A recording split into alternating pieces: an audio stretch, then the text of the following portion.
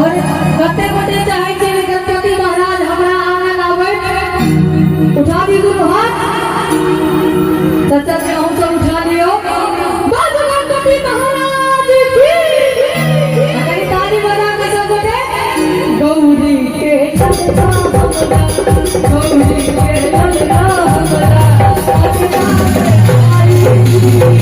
गौरी के चलता हमरा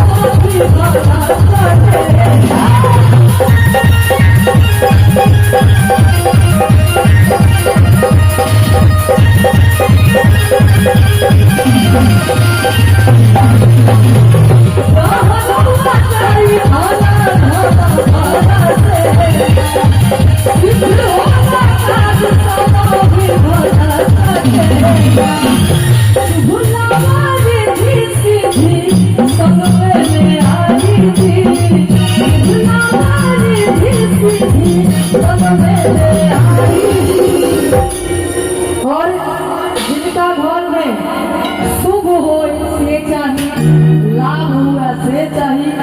एक बार दिन हाथ उठा के सब गोटे इनको हाथ नीचा नहीं रहवा के चाहिए।